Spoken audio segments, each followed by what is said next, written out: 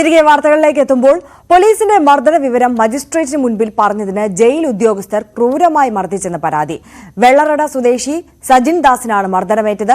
ശ്വാസതടസ്സമുള്ള സജിൻ ദാസിനെ നെയ്യാറ്റിൻകര ആശുപത്രിയിൽ പ്രവേശിപ്പിച്ചു. 2012 സജിൻ പ്ലാമൂട്ട് കടയിൽ പ്രവർത്തിക്കുന്ന ആപ്കോസ് എന്ന സൊസൈറ്റിയിൽ നിന്ന് 1 ലക്ഷം രൂപയുടെ ചിട്ടിയെടുക്കുകയും ചിട്ടിത്തുകയായി 75,000 രൂപ കൈപ്പറ്റുകയും ചെയ്തു.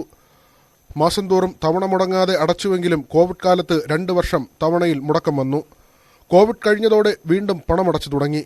ഇനിയും 28,000 രൂപ അടച്ചു തീർക്കാനുള്ളതായും സൊസൈറ്റിയോട് സാവകാശം ചോദിച്ചിരുന്നതായും സജിൻ പറയുന്നു.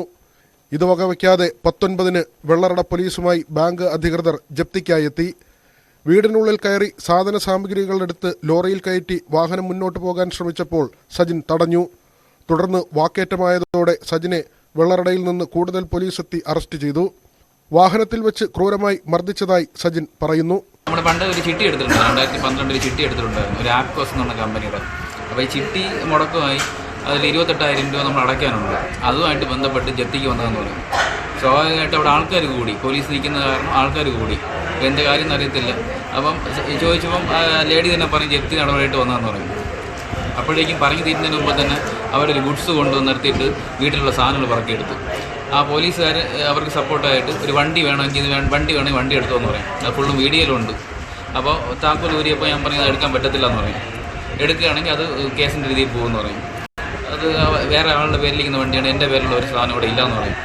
അപ്പോൾ അവർ ഇപ്പം തന്നെ കാണിച്ചില്ലാന്ന് പറയും. പിന്നെ സംസാരങ്ങൾ ഇത്തിരി രൂക്ഷമായപ്പോൾ പുള്ളിക്കാരൻ പോലീസ് സ്റ്റേഷനിൽ വിളിച്ച് പറഞ്ഞു. പോലീസുകാർ വന്നപ്പോൾ ഇടിച്ച് ഷട്ടെല്ലാം വലിച്ചു കയറി. ഇതിനിടയ്ക്ക് എൻ്റെ അനിയന് വന്നു, പുള്ളിയെ എടുത്ത് ജീപ്പിനകത്ത് കയറ്റി. പിറ്റേ ദിവസം സജിനെ കോടതിയിൽ ഹാജരാക്കി റിമാൻഡ് ചെയ്തു. പോലീസ് മർദ്ദനത്തിനിരയായ കാര്യം സജിൻ കോടതിയിൽ ജഡ്ജിക്ക് മുന്നിൽ മൊഴി നൽകിയിരുന്നു. ഈ കാരണത്താൽ ജയിലിലെത്തിയ ശേഷം 3 വാർഡന്മാർ ചേർന്ന് അതിക്രൂരമായി മർദ്ദിച്ചുവെന്നാണ് പരാതി. മാപ്പ് ചോദിക്കാൻ പറഞ്ഞാണ് ക്യാമറയില്ലാത്ത മുറിയിൽ കൊണ്ടുപോയി മർദ്ദിച്ചതെന്ന് സജിൻ പറയുന്നു. കഴിഞ്ഞ ദിവസം ജാമ്യം കിട്ടിയ സജിന് ശ്വാസതടസ്സം അനുഭവപ്പെട്ടതിനാൽ നെയ്യാറ്റിൻകര ആശുപത്രിയിൽ പ്രവേശിപ്പിച്ചു. മുഖ്യമന്ത്രി, DGP ഉൾപ്പെടെയുള്ളവർക്ക് പരാതി നൽകാനാണ് തീരുമാനം. ന്യൂസ് 18 തിരുവനന്തപുരം.